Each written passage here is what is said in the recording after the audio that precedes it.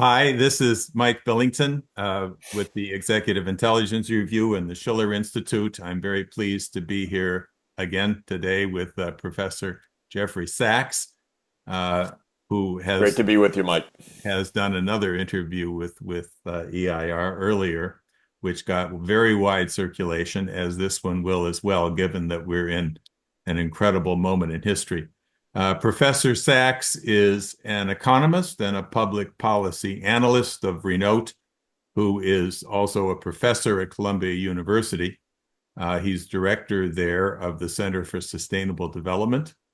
He's also served as an advisor to several UN Secretary Generals, including Antonio Guterres, Ban Ki-moon, Kofi Annan, and has advised many governments around the world, primarily on economic and global economy issues. So, Professor Sachs, welcome. Great Let to me be with you. begin by asking you to describe your recent visits to China and your view of the transformation of China over these past decades and your sense of their mission in the world today. I go to China typically 2 or 3 times a year, sometimes more, but I'm a frequent visitor. I'm an admirer of what China has accomplished. After all, when I first went to China in 1981, 43 years ago, China was an impoverished country. And when I go to China now, of course, China is an advanced economy, very sophisticated, playing a major positive role in the world economy. It is the low-cost producer of many of the things that the world needs in energy systems, 5G digital connectivity, electric vehicles. It just does a very, very good job. And this has been a lot of hard work, a lot of good planning, a lot of smart investments, a lot of innovation. And I give China a lot of credit for that. I also think that China has been good. China's rise in the last 40 years has been good for the world, good for the US economy, good for Europe. It's a general principle in the kind of economics I believe in, that trade is good and mutually beneficial, not a zero-sum game, but a positive relationship that creates a larger world market, more incentives for innovation, more opportunities for specialization. And I think all of those things have happened. When I was in China this past time, I met with several government leaders as usual. I went to some companies to look this time at electric vehicles because China has had actually hundreds of electric vehicle companies fiercely competing with each other. And now they're the world's low-cost producers of high-quality electric vehicles. So I wanted to see, we went to a company to learn about what they were doing, and it was extremely interesting. You had mentioned you were going to Shandong, and I wondered if that had anything to do with Confucius and the being the home of Confucius. Was this Well, something it on those did lines? indeed, because part of what I am doing right now is bringing philosophers and policymakers together in a series of workshops, some in China, some in Greece. This year, also, we're going to have a meeting actually in 2025 in Cambodia, and we'll continue to try to reach more of the world. But the idea there is that the great philosophical traditions in different parts of the world can enrich each other. So we went in Shandong province to Shufu, which is Confucius's birthplace. Confucius's home is there. It's known because that's where he taught his pupils, and it became a shrine right away 2,500 years ago. And it remained a big temple site as emperor after emperor became Confucian. The courts of the great dynasties of China became Confucian, so the emperors would build new additions to this complex. And now it's a very large center in Shandong province. And we held a conference there of scholars of Confucian thought and of ancient Greek thought to talk about the virtue ethics that characterizes both kinds of thought. So Confucius lived roughly, about 100 years before Socrates and about 200 years before Aristotle.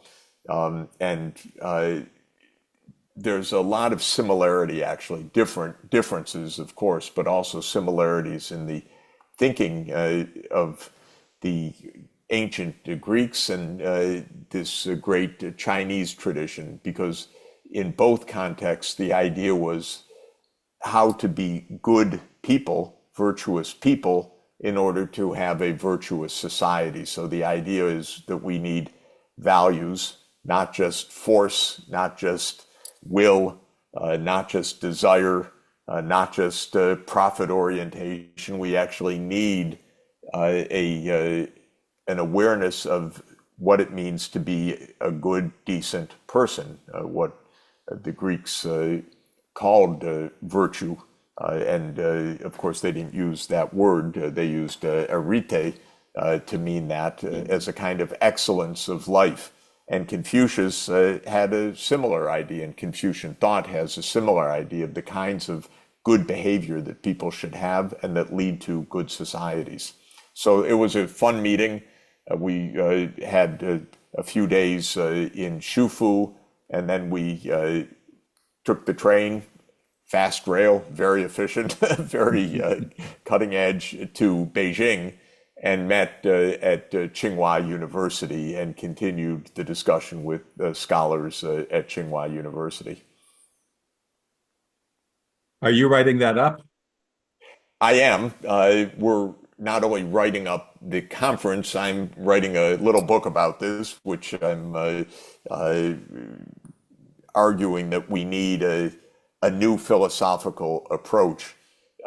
And I'm Aristotelian in my approach. I think what Aristotle said 2,350 years ago was very, very smart about good societies, good behavior, how a political system should function. I think what a lot of the British thought said in the last 3 centuries, which is our dominant way of thinking about economics and politics, got things a lot wrong, actually. So I'm arguing that we should go back to some of these more classical traditions to recover some of the real sources of wisdom to help us find our way through. I find that a lot of the British philosophy that's much more modern, it's old still, but from Hobbes, Locke, Hume, Smith, and so forth, really was a kind of philosophy that was used by British imperialism, in fact, to justify a lot of bad behavior or to cause us to neglect a lot of things that are wrong and dangerous. And I think Aristotle got things a lot more accurately in his ethical and moral philosophy and political thought. So that's what the conference volume will be about, and it's also what I'm working on myself right now. Very interesting. I should probably say that I have written in defense of Plato against Aristotle, Okay. which of course is another whole area of interesting discussion. But the idea of Greek thought and Confucian thought is absolutely critical in terms of getting the rest of the world to recognize that the roots of European civilization and the roots of Chinese civilization are indeed very, very parallel, very close. Exactly. And we have so much that we can do to thrive together.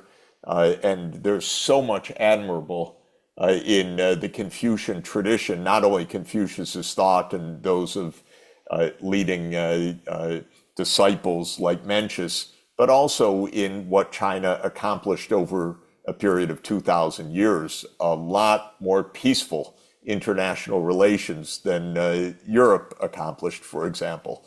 And that is very notable, very important, very much not understood in the Western world right now, but there were actually hundreds of years in which China, Vietnam, Korea, Japan never had a war with each other. In the European context, this is unimaginable. Britain and France duked it out for hundreds of years across the English Channel. War after war, 100 years war, battles. They couldn't stop fighting. Whereas actually China and Japan almost never, ever, for 1,000 years had a battle, except when the Western world showed up. And then the wars started. And it's an amazing story. And it's really interesting to understand because even what China says today has a lot of Confucian elements in it, very clear, conscious Confucian elements that we should live harmoniously internationally, we should solve problems in a harmonious way. These are really not platitudes, these are ideas that are very deeply embedded in Confucian thought, whereas in Western thought, the idea that it's natural that there's a war of all against all, as Hobbes put it, Right. is also embedded in our thought as if that's normal and natural, not weird, but it is weird actually, and it's certainly not the way it should be. And so I think the idea that there's a more basic ethical viewpoint in which you can actually say it would be normal to be at peace, not normal to be at war, is both the not naive and idealistic, but actually rather realistic. And the experience of East Asia showed that for hundreds and hundreds of years. It ended up being disrupted when the British showed up in their gunboats in the Pearl River in 1839, in what is absolutely one of the most cynical wars of modern history, because the British showed up and demanded that the Chinese open their markets to British sales of opium. And the Chinese didn't want to have an addicted population, but the British said, no, no, you have to open up to our opium. And they actually fought the Opium Wars. The first one, 1839 to 1842, a second Opium War, roughly 1856 to 1860, over this unbelievably cynical idea. And that was the British Empire for you. And it's still free trade to the British and to, unfortunately, many of the American financial institutions that have adopted the British approach. It's whatever makes money, and don't look back and don't ask about the morality of it. Yeah, right. Okay, I'm going to switch subjects here. You published an article recently under the title, quote, Israel's ideology of genocide must be confronted and stopped, which, by the way, you may not know, it was republished today by the website of the International Movement for a Just World by our Great. joint friend, Chandra Musafar. In that article, you wrote, quote, Netanyahu purveys a fundamentalist ideology that has turned Israel into the most violent nation in the world. Chaz Freeman, whom you also know, this week in a speech that he gave in Massachusetts, asked in the title of his speech, is the Zionist state now doing itself in? And he warned that the Zionist state of Israel and the Jews who inhabit it are now in jeopardy. Palestine is where the humane values of Judaism have gone to die. End quote. So can Israel save itself? Well, it could save itself, but it is on a path of self-destruction right now. for two reasons. One is that it's trying to pursue a an indefensible course, indefensible in the sense of law, justice, morality, acceptability. And second, it's trying to pursue an indefensible course in the literal sense of not militarily defensible. So it's doing itself in two ways. And let me explain. The whole history of Israel and the Zionist project, which started with the Balfour Declaration in 1917, has been fraught with the one difficult reality, which is that two different peoples, the Palestinian Arabs who were living there when the Balfour Declaration was made by the British Empire in 1917 during World War I, and the Jewish people who came to establish a Jewish homeland, meant that there was conflict from the very beginning of the Balfour Declaration, because the Palestinian Arabs said, this is our land.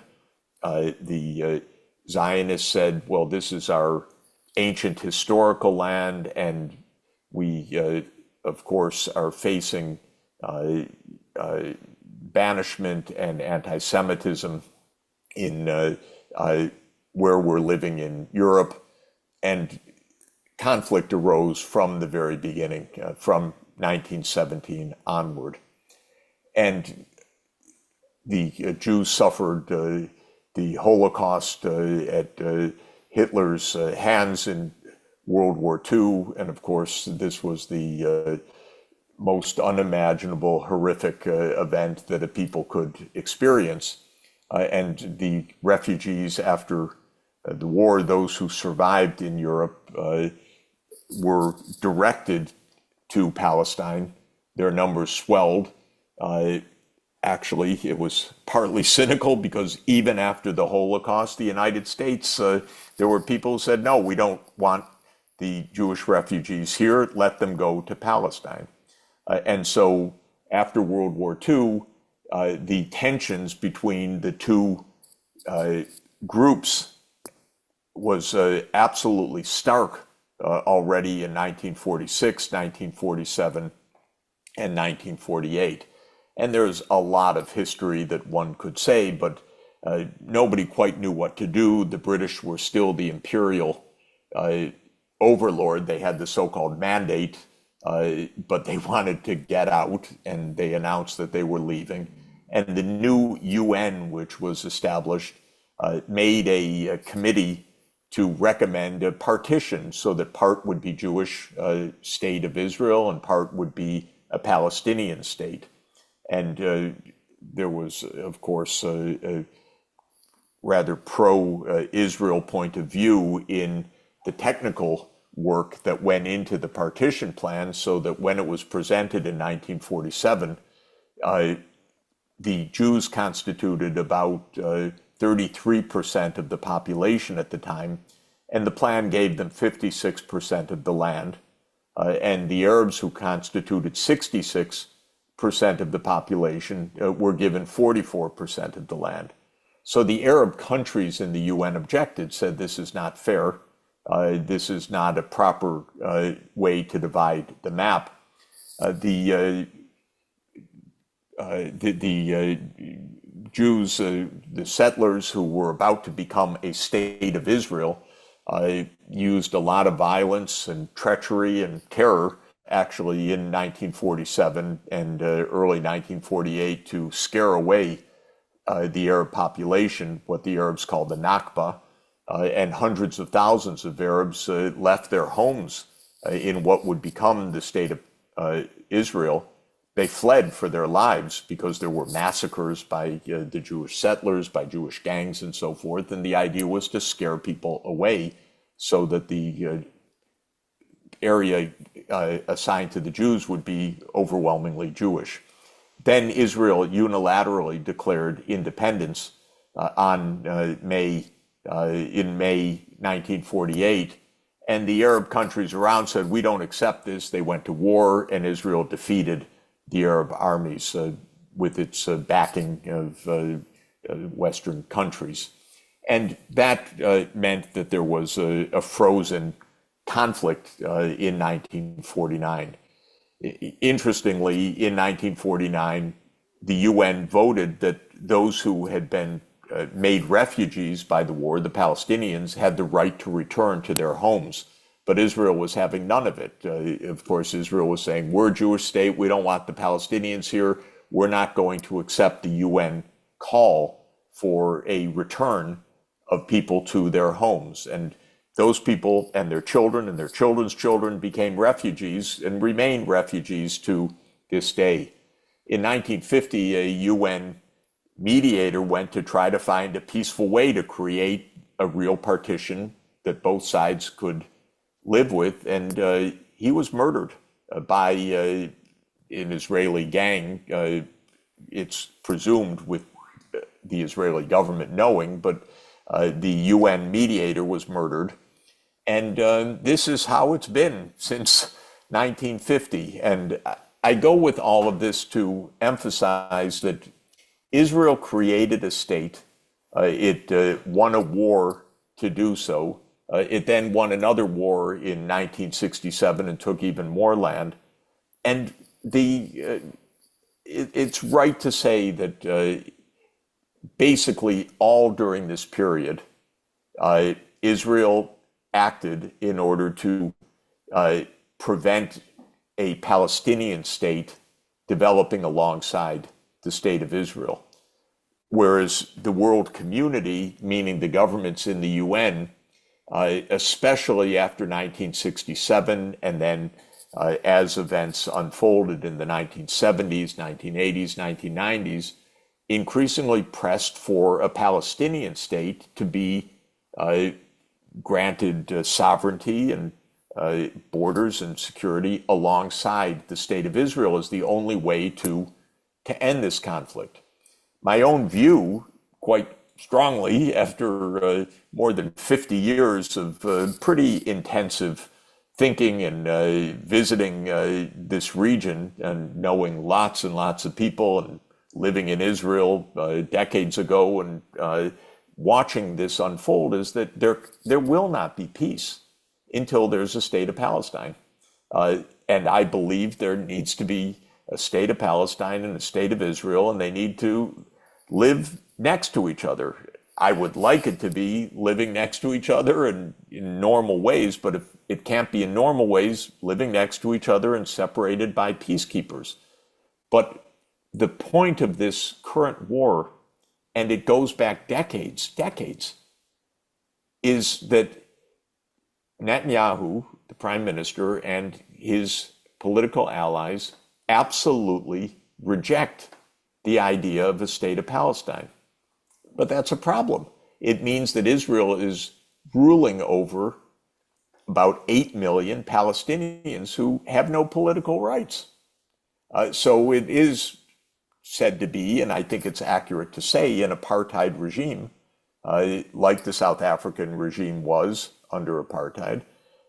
And when confronted with this, Netanyahu's never had an answer except the hope that, oh, well, those people should go someplace.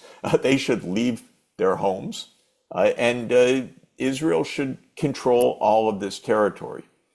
In 1967, Israel won a war, another war. It expanded its territory, and it came to occupy the Palestinian lands that were still those lands of Palestine after the 1948 war. And it took over those lands. And Netanyahu said, basically from the beginning of his political career, we'll never give this up. It's too dangerous for Israel, he said. We'll never give this up. But what does that mean for the Palestinians? Well, they never cared. Go someplace else. Who cares? And what Netanyahu thought for decades was, well, we're powerful enough and the US backs us, and the Palestinians, it's just tough. If they want to live there without rights, okay, fine. But even better, leave. And over time, Israel became even more radicalized. Netanyahu's not the most radical in this, because what happened was that Netanyahu's probably motivated overwhelmingly by power and by the claim that Israel's security demands domination. He got joined by increasing numbers of Israeli religious zealots who read the Bible and took it literally and said, well, God promised us this land, so we have absolutely the right to do whatever we want. This is our land. And there are people in the government in Israel now, like Bezalel Smotrich, who is the finance minister, and Ben Gvir, who is the security minister, who represent a radical, religious, nationalist, biblical view, who say, we don't care at all about the Palestinians, not even about security. We are redeeming the land that God promised the Jewish people 3,000 years ago, or whatever their chronology of the Bible. And that's just how it's going to be. So it's zealotry. Yeah. Now, what this means in practice is that Israel is waging what I do regard as a genocidal war right now. That's a technical term, by the way. It means violating the 1948 Genocide Convention. And the government of South Africa has launched a lawsuit in the International Court of Justice making that claim. The court has not yet ruled. So when I say that it's a genocidal action, it's my prediction that the International Court of Justice will say, yes, Israel is violating the 1948 Genocide Convention. I believe it is. There's a mass slaughter of innocent women and children going on in the name of Israel's right to control Gaza, the West Bank, East Jerusalem, all of these occupied lands. So, Mike, the basic point of what I am writing is that Israel is pursuing a radical ideology which says we have the right to dominate. And since international law, public opinion, world opinion, morality rejects that and says, no, there are millions of Palestinians. They have the right to political self-determination. They have a right to a state, which is overwhelmingly what the world community says. It's even what the US government says, though it doesn't act upon it. I believe that what Israel is doing is carrying out an expanding war to try to defend the indefensible. And as I said, it's indefensible in two senses. What they're trying to defend, which is an apartheid state and continued dominance over Palestine and permanent control over captured lands that international law says belong not to Israel, but to Palestine, to the people of Palestine. Israel is trying to defend what is in violation of international law, international ethics, and the views of virtually all countries in the world. But there's a second point, which is that Israel believes that it can do this by murder, by ethnic cleansing, by military dominance. So Netanyahu spoke at the podium of the UN General Assembly a couple of weeks ago, and he said the long arm of Israel reaches across the Middle East. And we will win, he said repeatedly. But we have to understand, first of all, it's not Israel who has the long military arm, it's the United States. Israel could not do this for one day without the US backing. So Netanyahu presumes that the U.S. will do his bidding.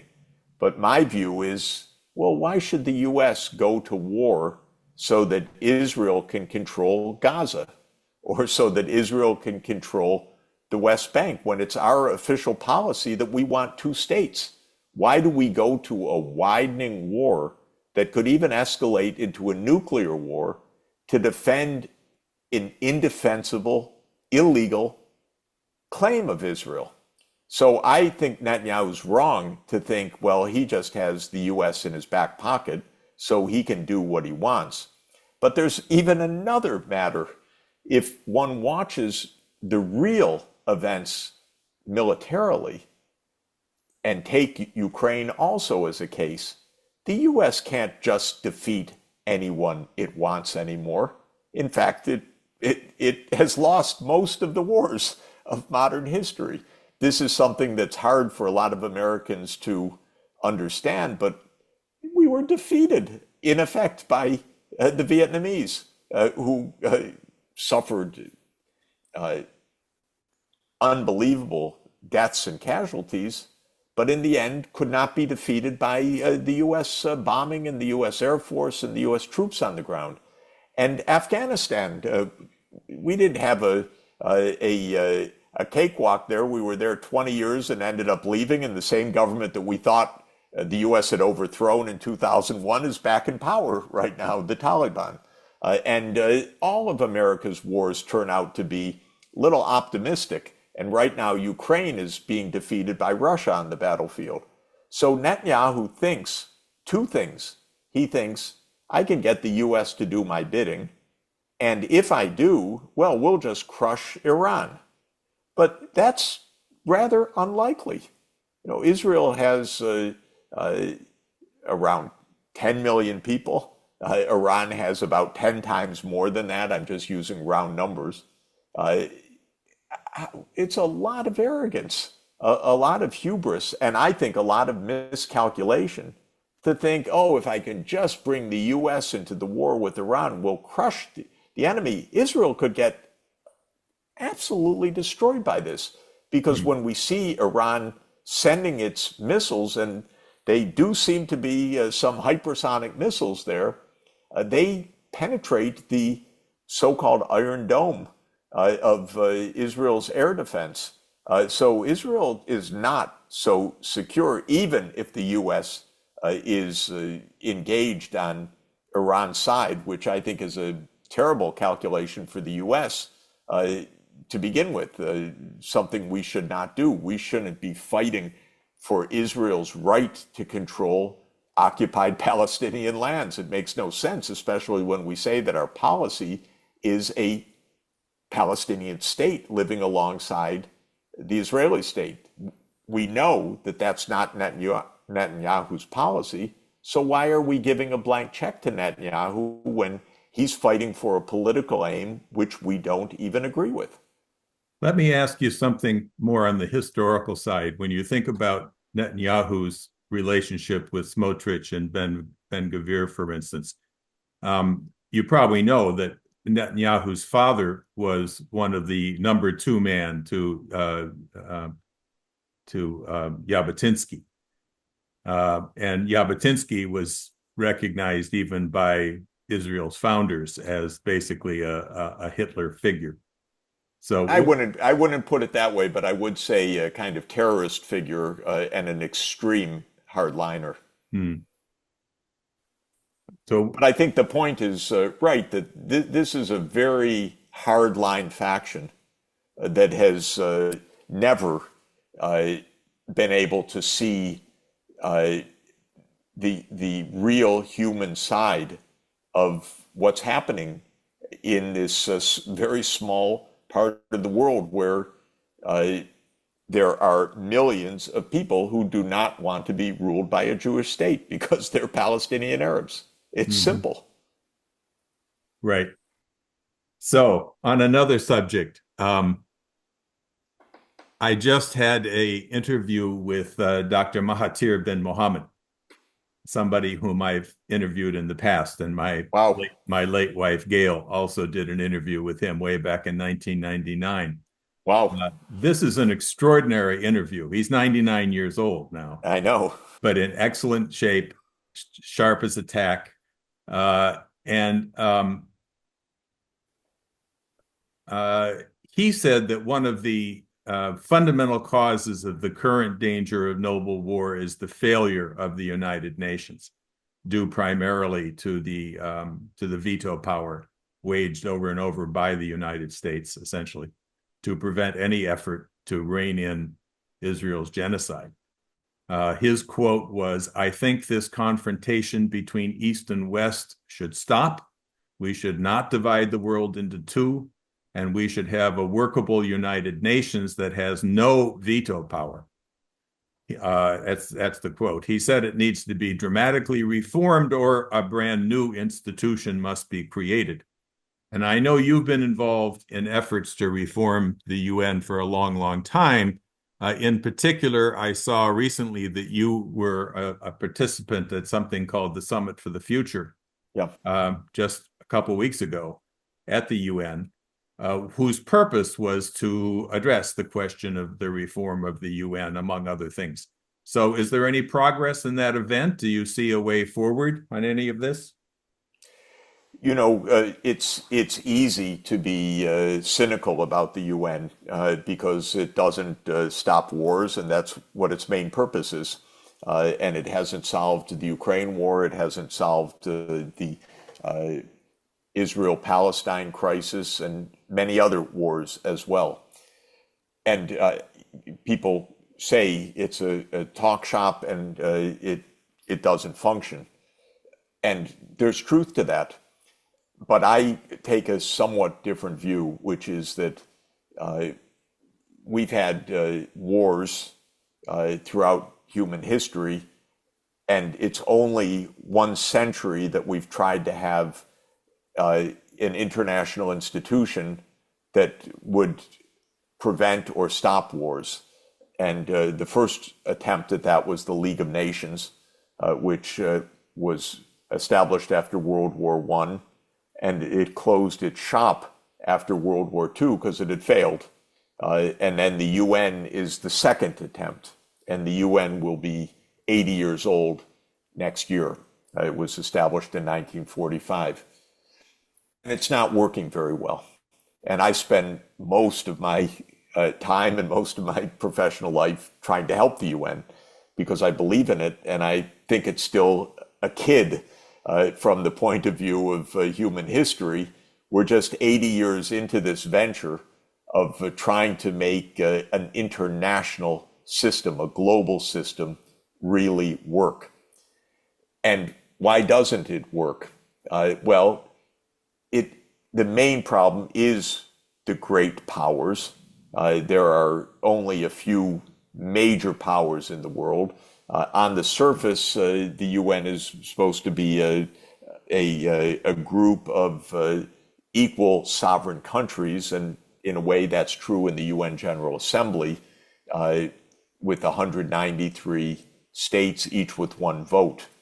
But in fact, as you point out, in the UN Security Council, which is the place where war and peace issues are acted upon, deliberated and acted upon, 5 countries, the US, China, Russia, France, and Britain, for historical reasons at the end of World War II, as the UN was being created, took it upon themselves in this new creation in the Charter to give themselves the power of veto.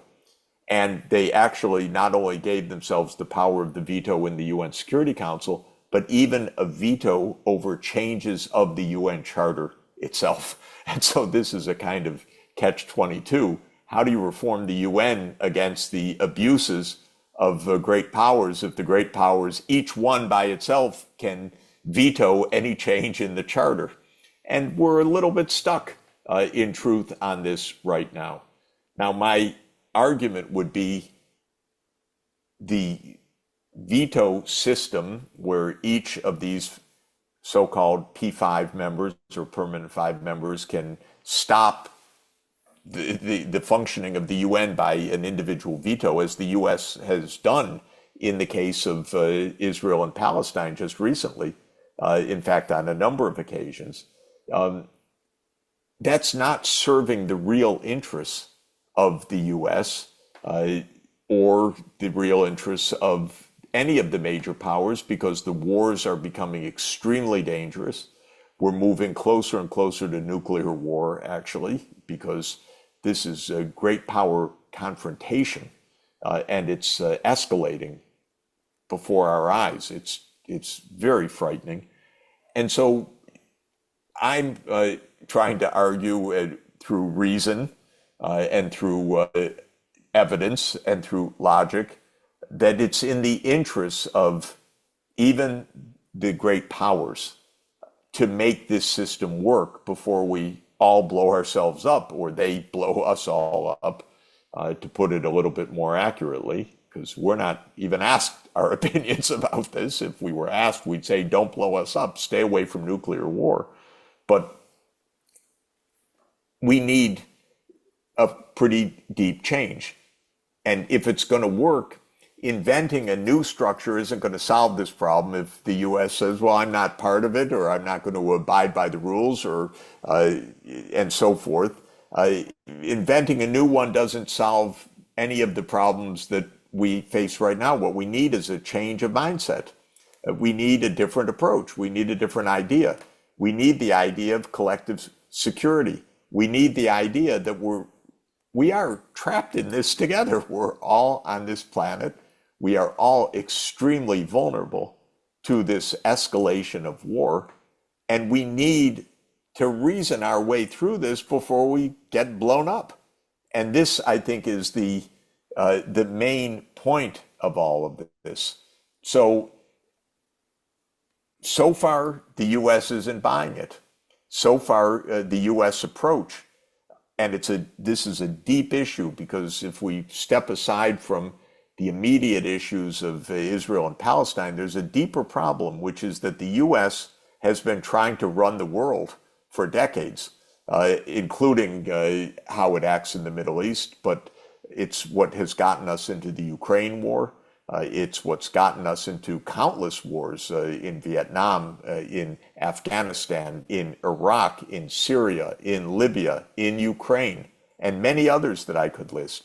And these are wars of choice that the U.S. security state has made, because the U.S. security state, really starting in 1945, by the way, but especially in hyperdrive, starting in 1991, said, we run the world and no one can tell us what to do.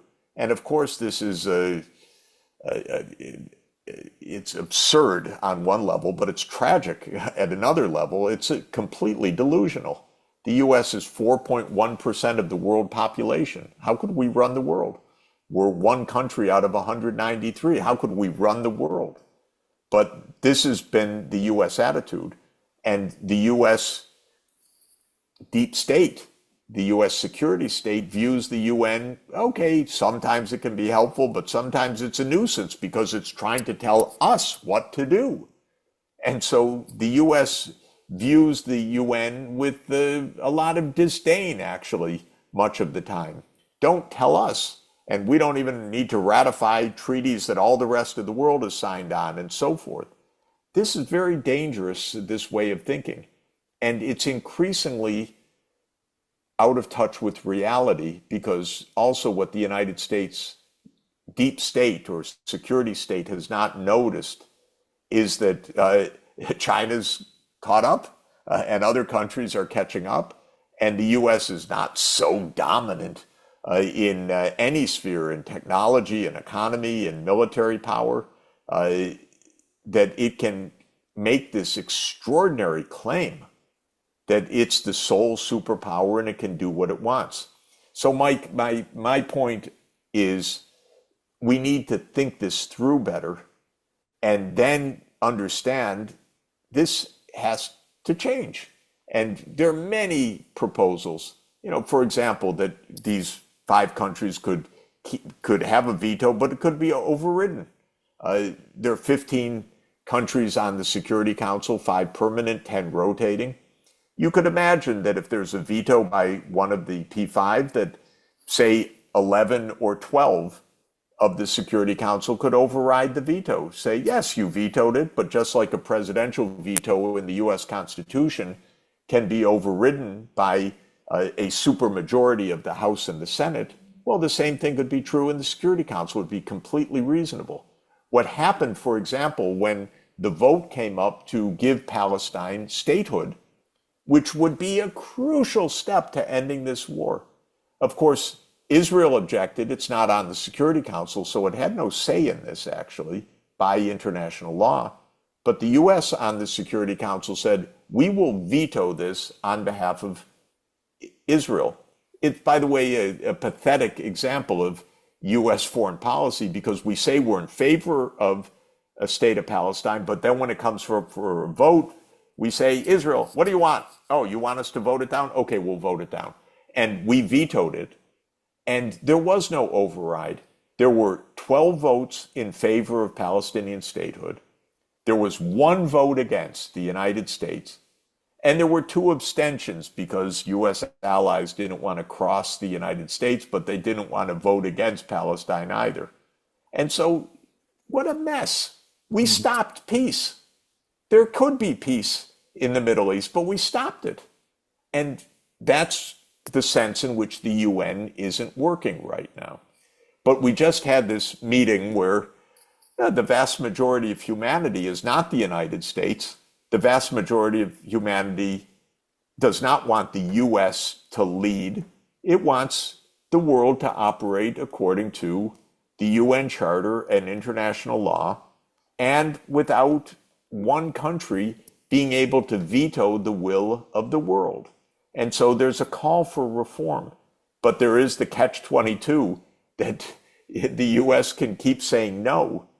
And I think as an American, I'm trying to say to other Americans, this is not in our interest. This idea of go it alone is not making us safer. It's making us a lot less safe. And I'm trying to say to the US government, all your foreign policy over all these decades, it's not working. The United States is distrusted all over the world. The United States is regarded as a danger all over the world right now. What a terrible situation to be in. And so-called, gains from all this power, where are they?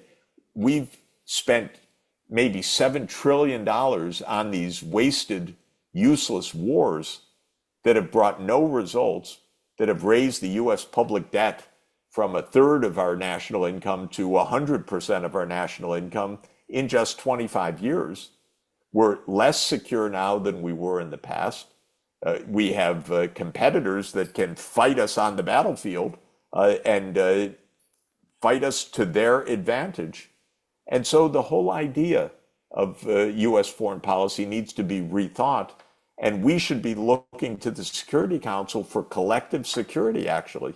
But we're not right now. Now, the Biden administration's been awful, in my view. It's been one of the worst governments in terms of US foreign policy. That's saying a lot, by the way, because they've all been bad for decades. And this idea of US dominance and being the sole superpower has been pretty consistent through Clinton, through Bush Jr., through Obama, through Trump, through Biden. This has been a deep state foreign policy, not something that's Democrats versus Republicans. We need a complete change of viewpoint because what we're doing right now just is not working. Dr. Mahathir pointed to the idea of non-alignment as the equivalent of saying we can't have this East versus West. It's a fascinating point, by the way, if I could just interject one point. All Ukraine needed to do and should have done to stay safe is to say we're neutral. Yeah. Because Russia the never March 22 deal. Exactly. And what happened was they had a government that wanted neutrality in 2014. Viktor Yanukovych as president, and the US helped to overthrow him. precisely because the US deep state can't stand neutrality. They say, oh, if you're neutral, you're against us. But neutrality just really means leave us alone. It doesn't mean we're against anybody. It means we want to have decent relations on all sides. And if Ukraine today, just today, would say, we're neutral, we don't want NATO, Russia would stop the war. I think you're right. The other thing that Mahathir said was, and I brought it up, but he responded, he said, that's really what the BRICS, the UN has failed to create a non-aligned situation. And that's what the BRICS is trying to do, that it's attempting to create some sort of a non-alignment process in the world. Do you think so? Essentially, what's happening is that the US has its allies, and those allies, by and large, remain pretty closely tied to the US. So who are they?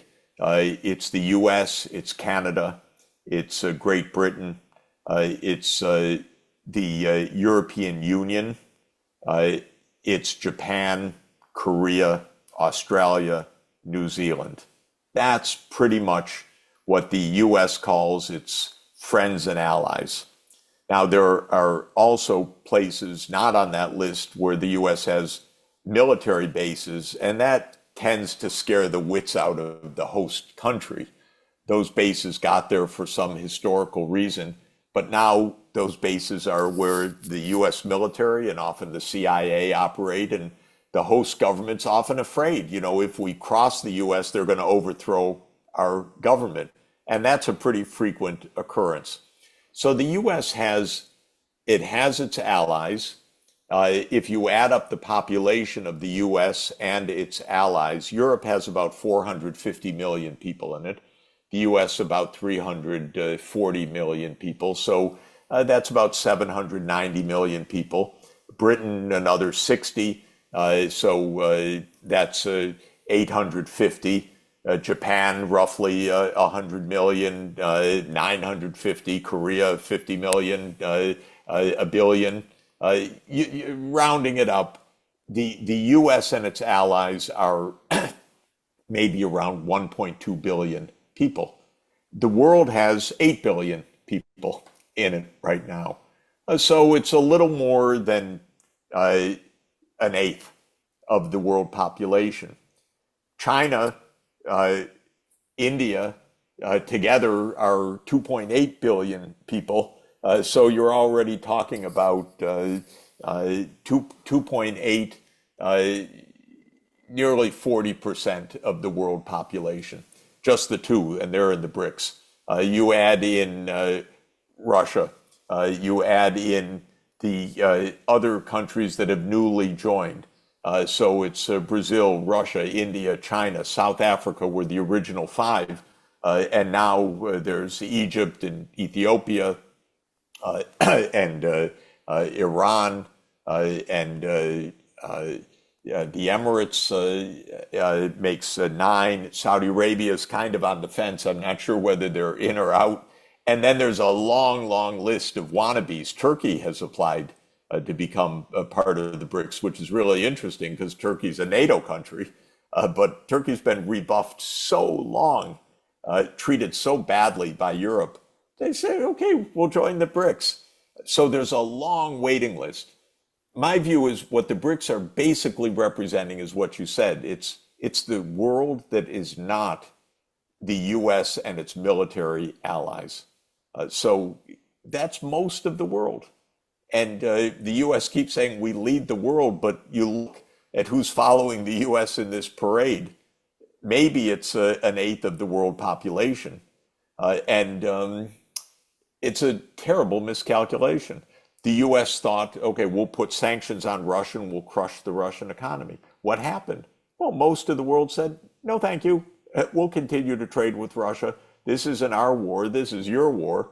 We're not interested. So this idea that the US leads the world is really out of date. It was never right. It was always delusional, but it's way out of date right Yeah. now. Yeah. And what the BRICS represent by themselves, by the way, just by the 9 or the 10, depending on whether Saudi Arabia is in or out, is about 46% of the world population. It's about 36% of the world GDP, compared to, say, the G7 countries, the US, Canada, France, Germany, Italy, Britain, and Japan, which is 29% of the world GDP. So the BRICS is a major group. It's nearly half of the world population. There's a long waiting list to get in right now of other countries.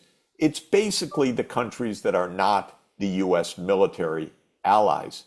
And I have to say, even the members of NATO are looking around right now saying, are we really, really in this for American hegemony?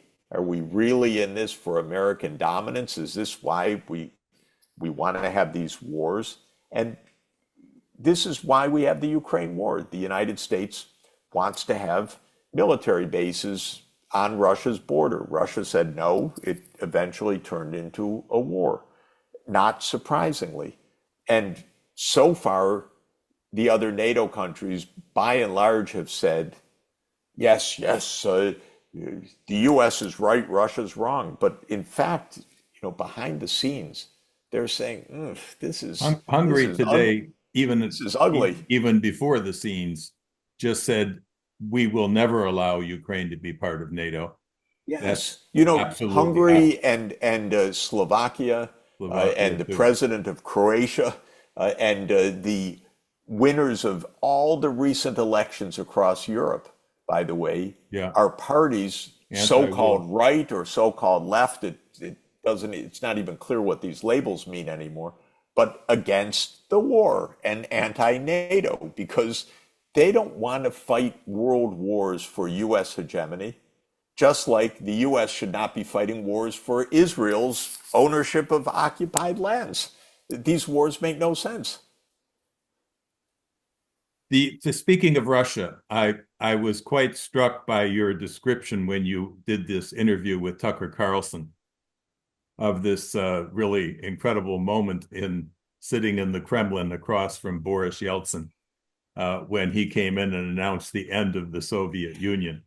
But most interesting was that you said he then asked you what's the US response going to be, and that you totally believed at that moment that, in fact, the US would say, great, we'll help any way we can for you to become a normal country, which is the term that Yeltsin was using for what Yes. he aspired to be. And of course, you didn't Wrong. get that response. What happened when you came to the US with that proposal?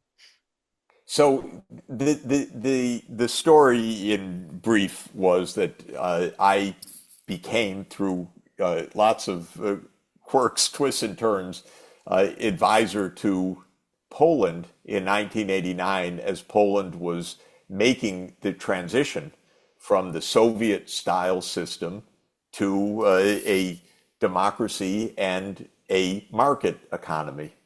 And I worked with both the government, which was the last of the communist governments, and then with the new post-communist government after elections took place on June 4th, 1989.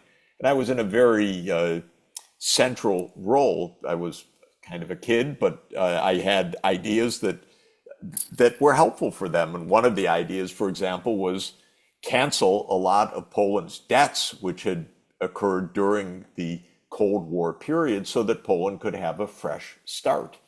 And I had another idea of helping them to stabilize their currency to avoid a high inflation, and I had the idea of creating a special fund to stabilize the Polish currency. And when I presented that to the US government in 1989, it was accepted within 8 hours, actually. I said, Poland needs $1 billion. And I presented the case to the National Security Advisor, General Scowcroft, in one morning in September 1989. And by the end of the day, the White House said, okay, tell your friends they have $1 billion stabilization fund. So And then Poland stabilized, and it became integrated quickly within the Western European economies. It was a difficult period for sure. This was a tumultuous era, but Poland began economic growth and stability, and it got Western financial help, and it got a large part of its debt canceled. Well, Gorbachev's economic advisor was watching, going to Poland. What's going on here? And then he contacted me. He said, "We'd like to do the same thing. And what do you think about Western help for this?" I said, of course there'll be Western help. Gorbachev's a man of peace. He's talking about a common European home. This is a dream that the US has hoped for decades. Of course there will be help for Gorbachev. And so I worked with a small team at MIT and Harvard in the spring of 1992 to make a proposal for help for the 1991, excuse me, to make a plan for help for Gorbachev's reforms. And the leader of that, who was the one who was closest to the White House, to George W. Bush Sr., took the plan, which was a very good, sensible plan, to the White House in the spring of 1991, and it was flatly rejected. No way we're going to help the Soviet Union. So complete dismissal. And Gorbachev went back from the G7 summit in 1991 empty-handed, and he was abducted in a putsch attempt. And that was basically the end of his power, and within a few months, the end of the Soviet Union itself. Now, then, that was in August. In September, Yeltsin, who was now the ascendant politician of Russia, not the Soviet Union, his economic advisor called me and said, "Okay, Jeff, come to Moscow, help us." And I said, "Okay." So I went to Moscow, and Boris Yeltsin was already president of Russia, but there was still the Soviet Union. And he said, "We want to be normal. We just want to be cooperative. We want to end this communist system. We want to just be a normal country, normal foreign policy," and so on. I said, "Great, this is unbelievable. We're living through the dream world of history. It's not the Soviet Union even. Who could object?" So it happened that in December, mid-December 1991, we had a meeting in the Kremlin, and I was the head of the delegation, a small delegation of Western economists, and Yeltsin and his economic team were to meet with us. And so we sat in a room in the Kremlin. And this already, this was the Cold War. This was 45 years. This was the mortal enemy. And here I am. I just have to say, it was 1991. So I was 37 years old. And there I am. And Yeltsin comes across this giant room in the Kremlin, and he sits down face to face, and literally he says, with a big smile on his face, "Gentlemen," because we were all men, actually, "Gentlemen, I want to tell you the Soviet Union is over." And to hear this with your own ears in the Kremlin, this was through a translator, of course, just to be clear. And he pointed to the door way in the back where he had just come out of. He said, "Do you know who is in that room?" And of course, we didn't know. And he said, "The leaders of the Soviet military. And they have just agreed to the dissolution of the Soviet Union." And so I heard it with my own ears, that moment, real time. And then we had a 1 hour or so meeting, and Yeltsin was pitch perfect. He said, "We want peace. We want to end this whole era. We want to be a normal economy. We want normal relations with everybody. We want peace with the United States."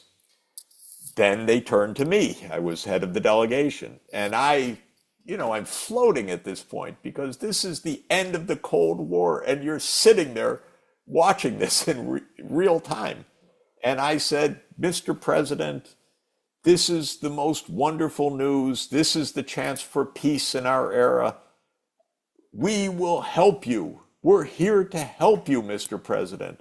And I am determined to go home back to my country, to the United States, to relay your message and your words that Russia wants peace. Russia wants a normal relationship. Russia needs financial help because this is a real crisis right now economically. And I assured him, I said, I can't imagine this. Of course, this is the dream we've been waiting for generations, the chance for peace, the chance to end the Cold War. I really believed it. And I flew home and I went straight to Washington and straight to the IMF, actually, because they were the coordinating group. And the deputy managing director told me, someone I knew, no, it's not going to happen. What do you mean? No. And he stood there kind of with just a cold face. He was a messenger explaining, no, it's not going to happen. And I'm pretty stubborn, pretty optimistic. You could say naive at that moment. But I thought, you just don't understand. The Cold War just ended. All that we've been working towards for decades, it's over. Make peace. Give a little help. And I was sure that it would happen. And I persisted in January 1992, February 1992. I think it was March 1992. I'm not absolutely sure, but somebody recently just sent me the tape when I appeared on I think then it was called the McNeil-Lehrer News Hour, but I appeared on national television together with the acting Secretary of State at the time, Lawrence Eagleburger. And we were on together, and I made the case. Of course we have to help these people. Are you kidding? This is the greatest moment of world peace possible. And Eagleburger was saying, no, we're not going to do that, and so forth. We have to be very careful, and I don't remember exactly his arguments, but I found it incredibly frustrating. And at the end of the show, the lights went off, the cameras went off, and he said to me very nicely, Jeff, can I give you a lift back to the district? We were in, I think, Alexandria, Virginia, the PBS studio. And I said, yes, Mr. Secretary, and we got in his car, and he said to me, I want to explain something to you, Jeff. You know all the arguments you gave? It's interesting, but the Polish finance minister was here last week, and he said the same thing you're saying. And so I want to tell you, even if I agree with what you're saying, I do want you to know it's not going to happen. And I was a little perplexed because he just said, even if I agree with you. And I said, I don't understand why. He said, do you know what year this is? I said, yes, I do. It's 1992. He said, do you know what that means, Jeff? I said, well, do you mean that it's a presidential election? I said, yes. He said, yes. And he said, it's not going to happen. Okay.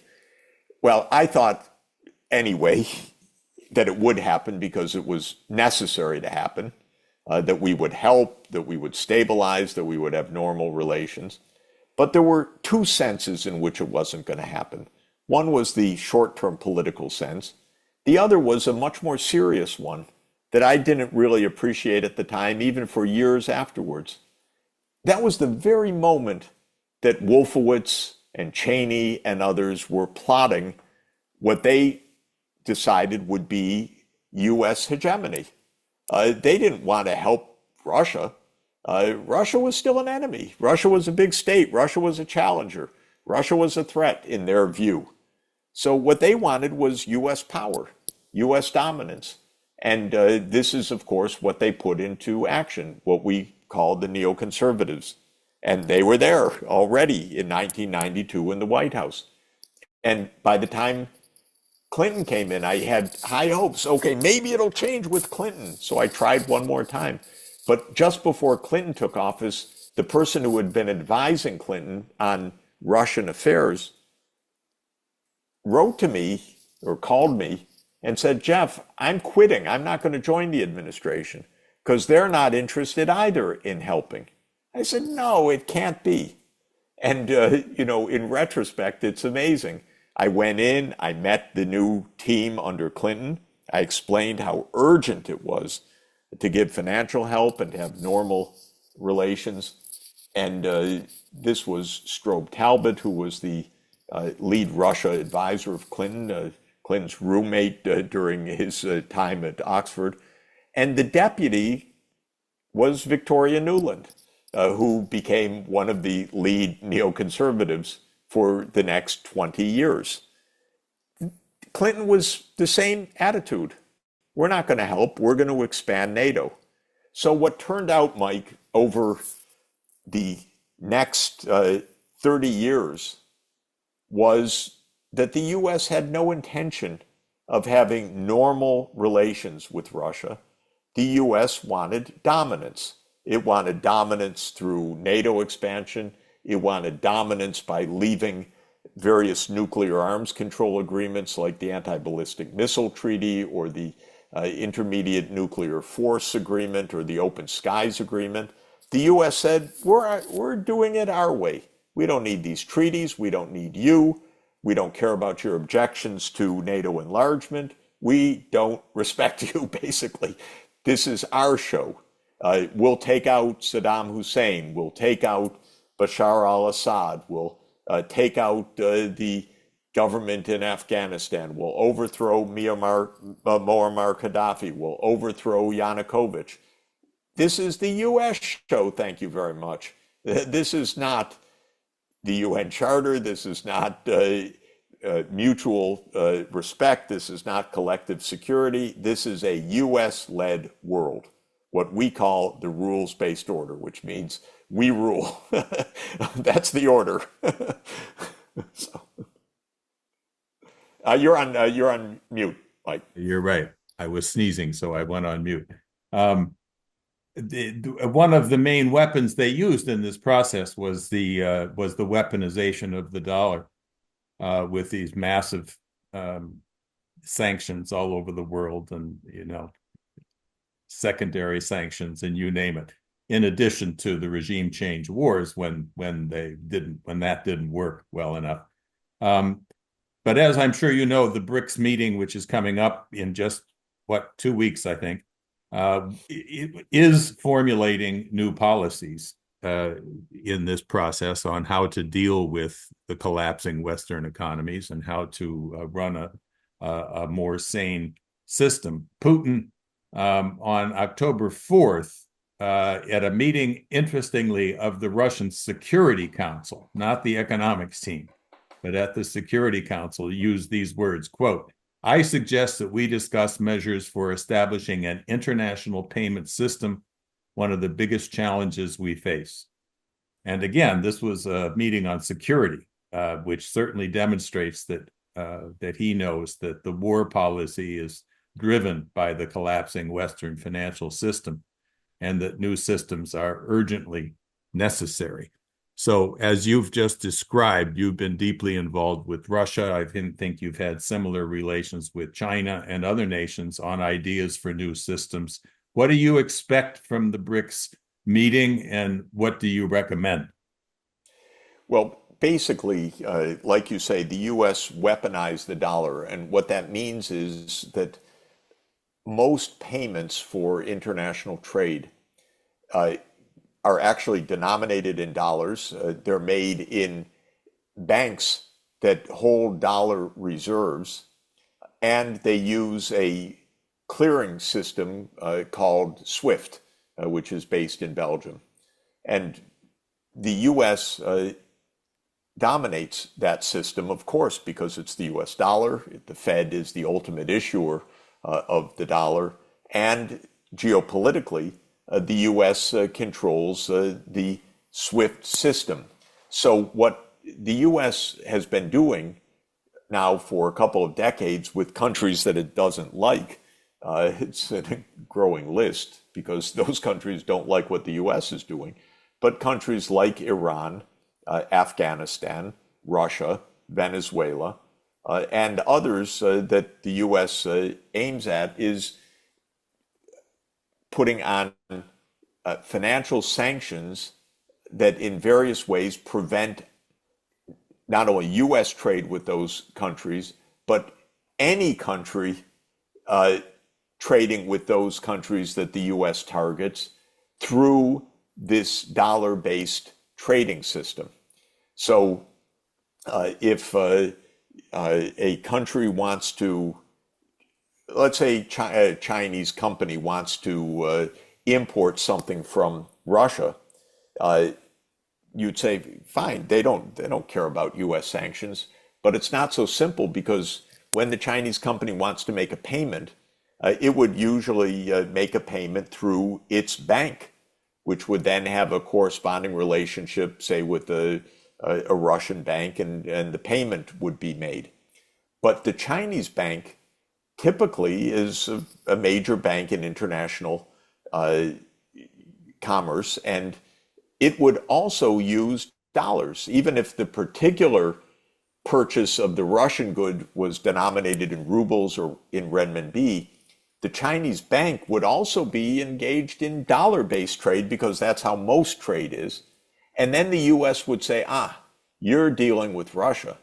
And the bank would say, yes, but not about you. No, it doesn't matter.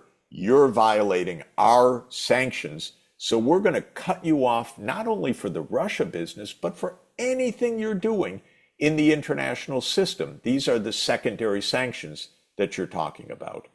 So what happens is that even if countries don't agree with the US sanctions, even if they want to stay out of this, they cannot trade with Russia right now because the banks that they would use to make payments are vulnerable to the US sanctions. And I was recently in Mongolia, which is a country that lies between Russia and China. And naturally, a lot of the economy trades with Russia. But they cannot trade right now on a normal basis. Not because they don't want to, of course they want to, they even need to. Not because there aren't things to sell and things to buy, but because the banks are afraid to have transactions with Russian counterparts because the US will sanction the banks not on those transactions, but on Mongolia's transactions with Europe, with the United States, with any place that uses the SWIFT account, which is most of the world trade. So what should Russia do? What should countries do that don't want to be vulnerable to US sanctions, which, by the way, are illegal under international law, because you're not allowed to do this. The US is not allowed under international law to tell Mongolia, you can't trade with Russia. You can have sanctions, but they have to be voted by the UN Security Council. Those are the only legal sanctions. Every year, the UN General Assembly votes to say, no country can unilaterally tell other countries how to have their third-party trade. That's illegal. But the US does it anyway because it doesn't care about international law. It cares about US power. And so if countries want to have trade and not be subjected to this illegal system that the US foists on these countries that it doesn't like, it has to have non-dollar payments. And that sounds easy, and it is easy in one sense. So don't trade in dollars, trade in rubles, trade in renminbi, trade in rupees. But the problem is you need also banks or institutions that are not also doing normal dollar business, which is most of the world's banks, because they become vulnerable to the US if they're going around US illegal sanctions with some non-dollar part of their business. So the long and the short of it, Mike, is that there needs to be a set of banks or other related institutions that just have no dollar business. They can be special vehicles that are established just to say, no, we don't like your sanctions. They're not legal. And you can't touch this institution because it has nothing to do with your SWIFT system. So how are you going to punish it?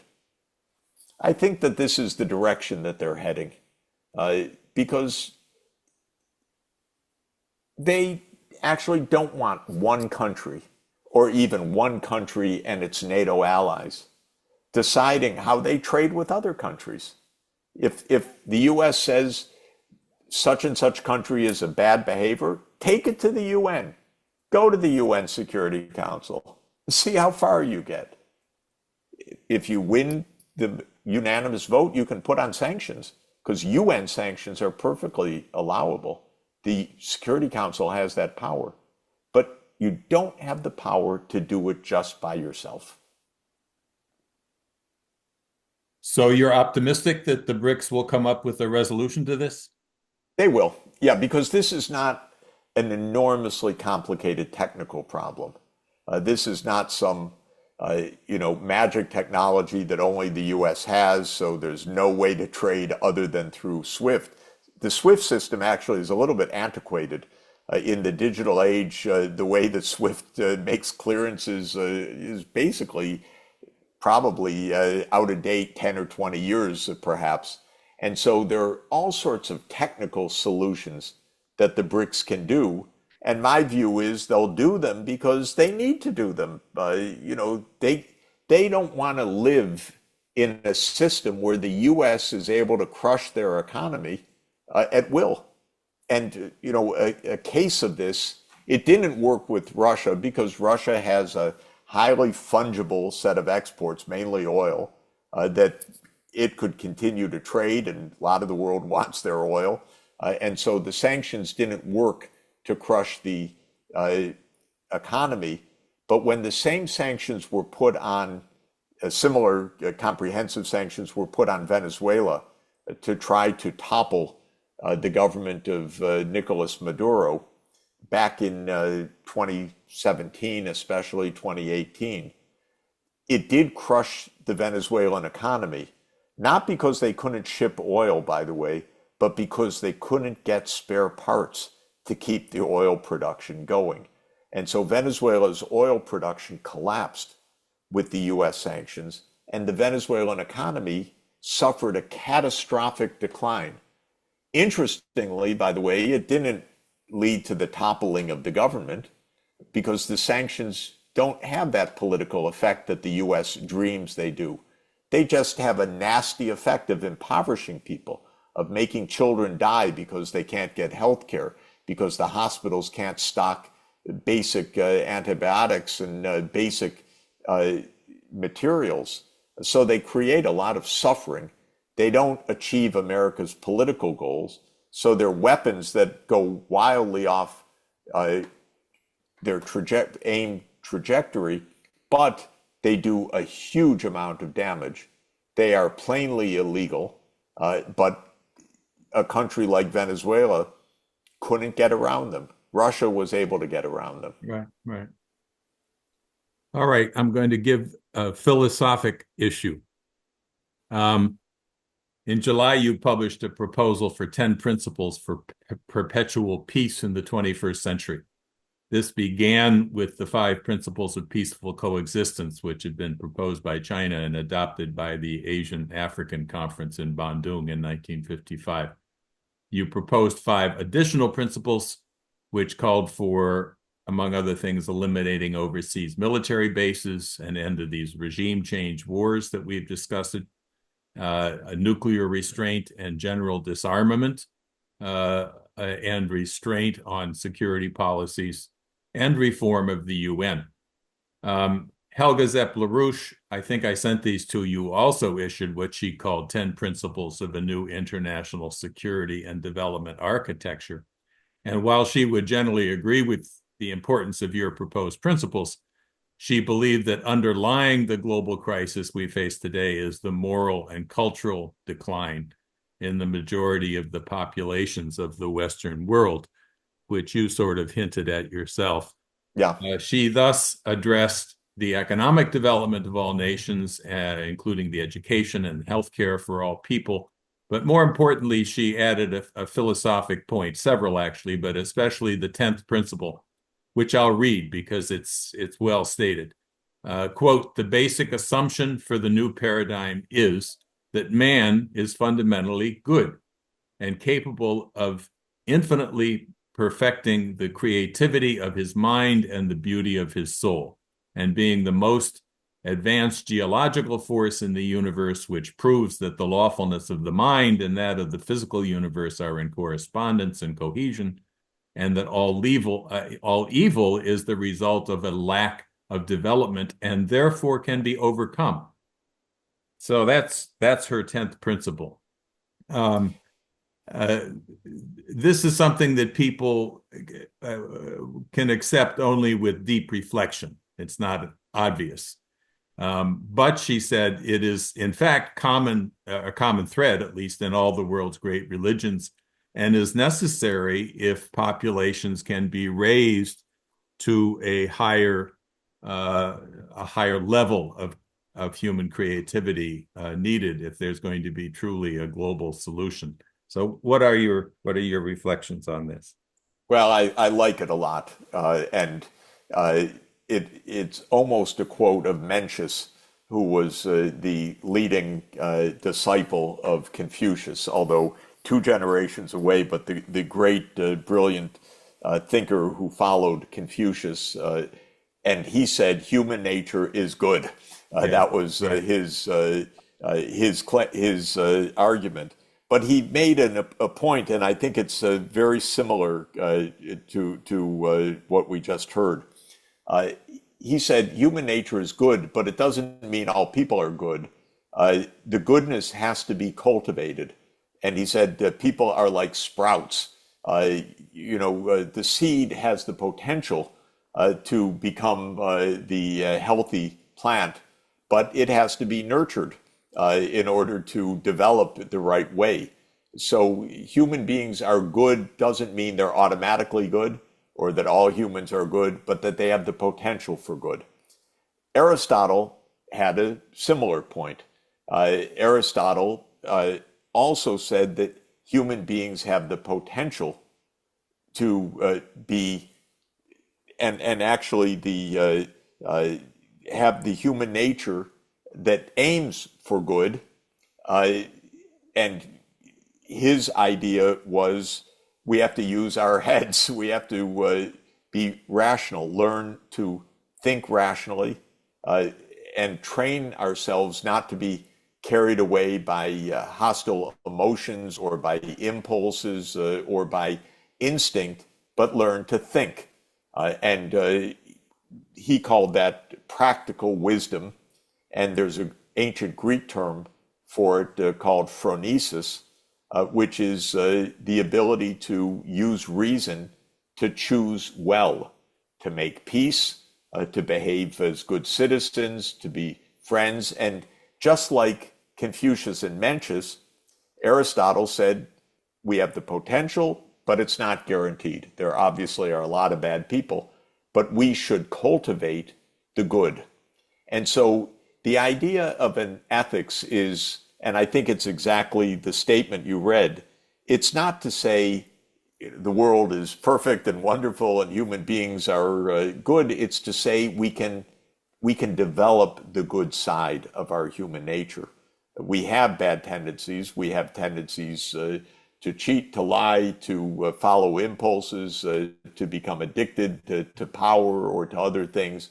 But we can cultivate the good side with practice, with mentorship, with reading good books like the Nicomachean Ethics by Aristotle or the Analects by Confucius, and reflecting on what they teach. We can become good people.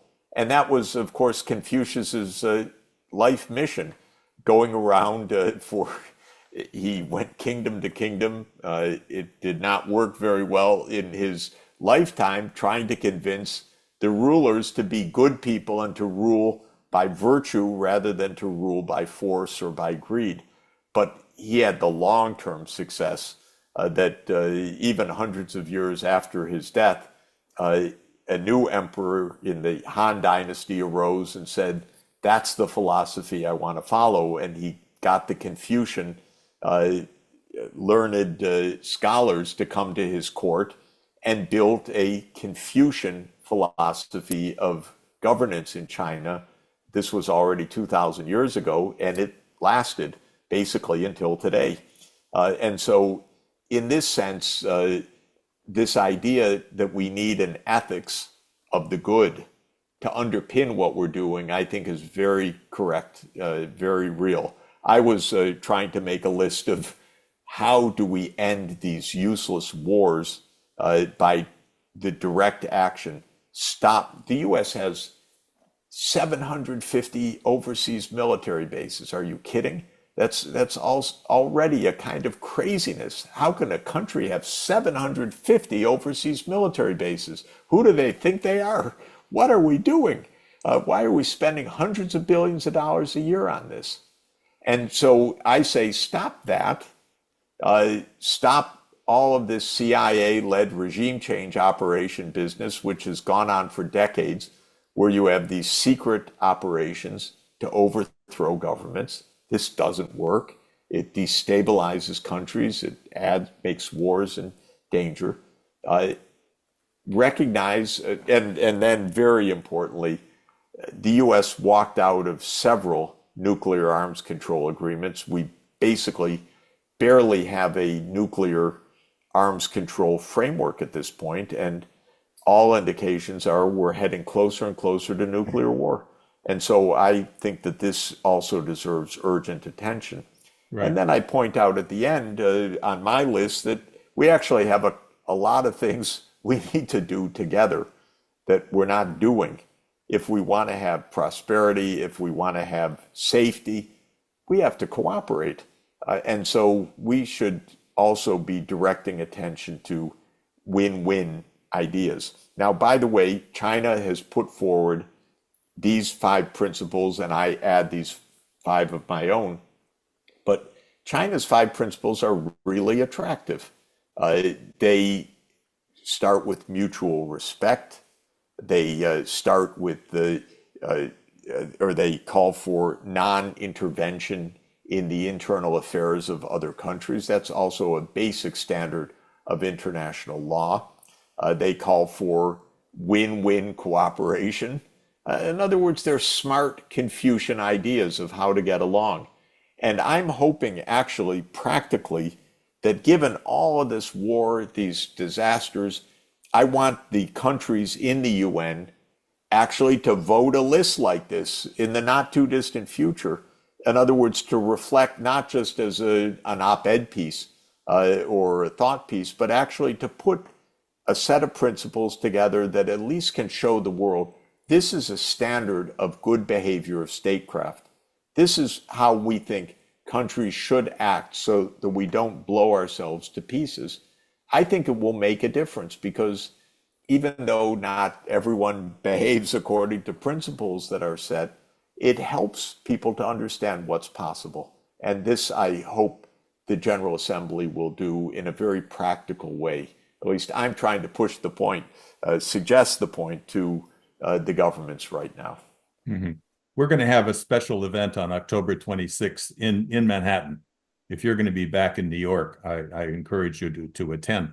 We're getting a large hall. We're going to try to do sort of a shock effect conference with 1,000 or more people.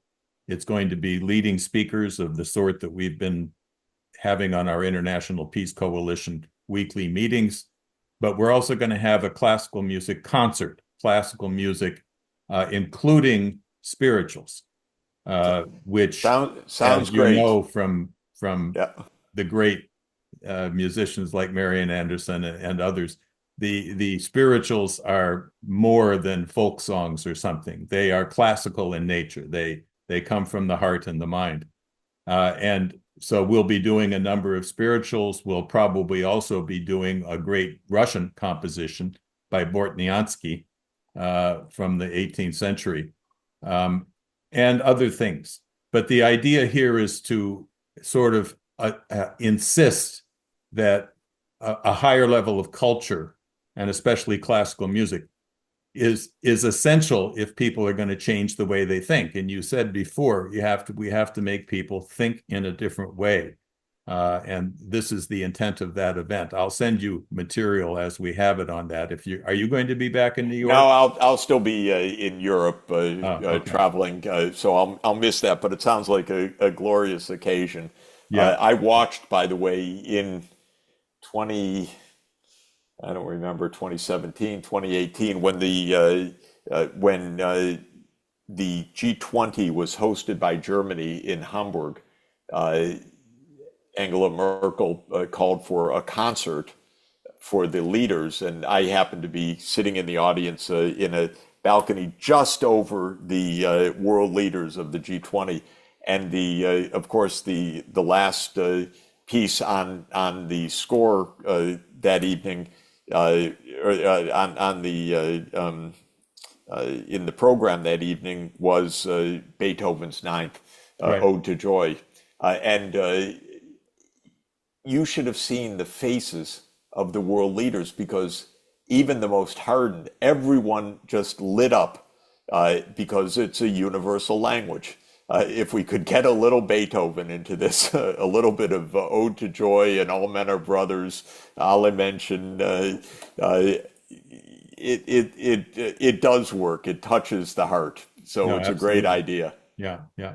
Which was Beethoven's intention and Exactly. Schiller's It worked. intention. That's why we call ourselves the Schiller Institute, which is that Yep, this exactly. And is the Schiller's great thinking. Schiller Ode. So Yeah, it no. really works. Unfortunately, that's not what our colleges are teaching their children these days. You're still a professor at Columbia, I believe, right? I am. Exactly. As you know, there were major peace demonstrations at Columbia in the spring and many other campuses. Uh, they the situation has gotten far worse since that time, and yet there appears to be very little protest at the universities, even though they've opened up and so forth. Um, Representative Steve Scalise, I'm sure you know who that is, said just a couple of days ago, he said that Congress is acting to stop the anti-Israel protests on the campuses, telling them, quote, your accreditation is on the line. You're not playing games anymore, or else you're not a school anymore. And he added, quote, we're bringing legislation to the floor to continue to confront it, to stand up against it, to show we support Israel. Is this suppression working, or are there other causes that there has not been a resurgence on the campuses this fall? Well, look, basically, the students who were calling for justice for the Palestinians had the police called on them. That's it. Yeah, So they were arrested, and that happened last spring. That shuts down a lot of activity. The university took an extremely hard line. It forgot that it's a university. It forgot that it is a community of students and professors who are also not only an educational community but a moral community. It forgot all of that because the police were basically called from the start. It was dreadful, and of course, administrators across the country are bullied and cowed by what Congress is doing.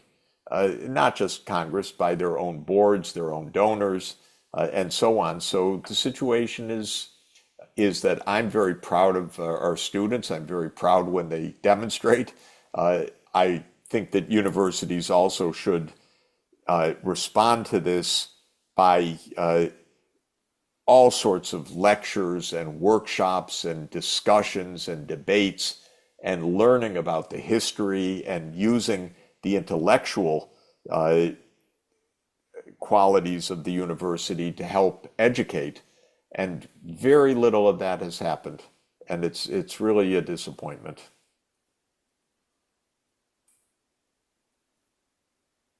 indeed. Well, okay. I appreciate this very much. I think this is will have a very big effect around the world. Um, Good to speak with you about and all these issues. It's a really troubling and very dangerous time. do you have any final thoughts that you'd like to go to our readers and supporters? Well, I think everyone needs to tell your respective governments everywhere, make peace. These are wars, like, by the way, the war theorist von Clausewitz said when he wrote his magnum opus on war in the 1830s. War is the continuation of politics by other means or with other means. And so when you see war, think politics. When you look at the war in the Middle East, the politics there are that Israel has blocked a state of Palestine, and that's the way to peace. When you think about the war in Ukraine, the politics is that the United States insisted that Ukraine be in the US military alliance rather than a neutral country, which would have kept Ukraine safe and which would make Ukraine safe when that proper position is taken. So all of these fights can be resolved through sensible politics, and yet we're in a warmongering era, and it's extremely important that our governments hear from us. They're not listening, they're not asking our opinions, but we should give them our opinions. We want peace, we want solutions to this, we want to avoid this very dire and very real nuclear threat above all. So I want to thank you, for what you're doing and for also the discussion we've just had. And people everywhere should be working for peace.